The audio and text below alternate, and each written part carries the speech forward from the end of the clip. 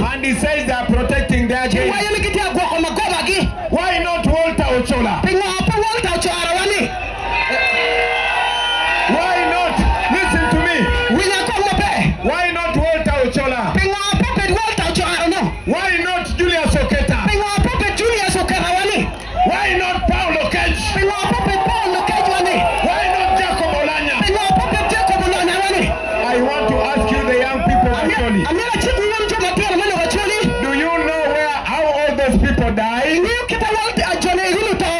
Do you know how Julius Oketa died? Do you know how Walter Ochola died? Do you know how Jacob Olanya died? Do you know how Paulo Cage died? This is the same question that I asked the people of Uganda where I come from. Because we don't know how Kasirye Gwanga died. We don't know how Sheikh Muzata died. We don't know how our people died. Now I want to tell you, the people of Acholi, is going to tell you this. You will not hear this on TV. That is why they bring the military to stop me from talking to you. And the person who commanded the people that beat our people is called Ahindisiwe Fred.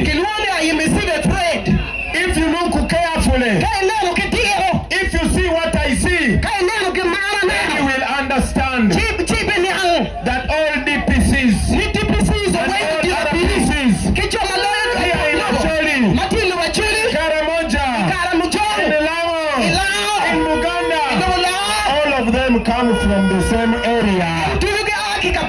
And even all Manilanders, don't run away. Don't run away. Don't let them scare you. You have not committed any crime. You have not committed any crime. They will do that. They will intimidate you.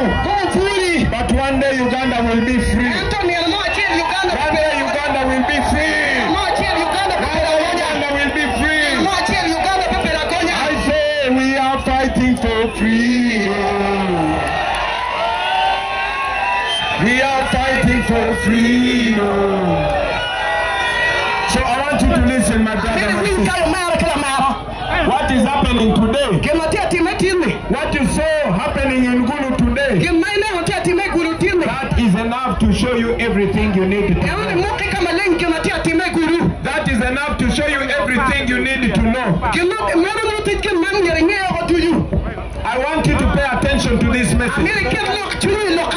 And if you have a phone, I want you to record this message. And I will tell you this, that we are all slaves on our own land. They made us slaves on our own land. Whether you are in Acholi, whether you are in Buganda, whether you are in Busoga, whether in Karamoja, everywhere in the country, they turned us into slaves on our own land. And I want to tell you this. During the days of slavery, there were two types of slaves. There were two types of slaves. There were the house slaves and the plantation slaves. I said there were the house slaves and the plantation slaves. The white man made the house slave think that they are also white.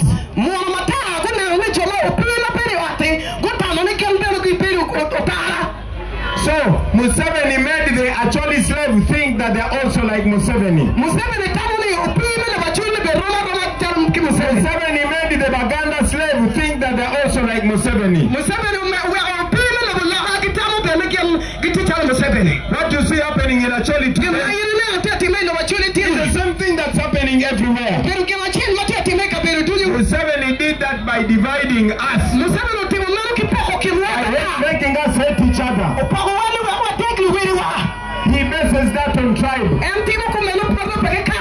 What you see today, for Museveni to make you believe that you are not supposed to love Bobby Wine because it's a Muganda.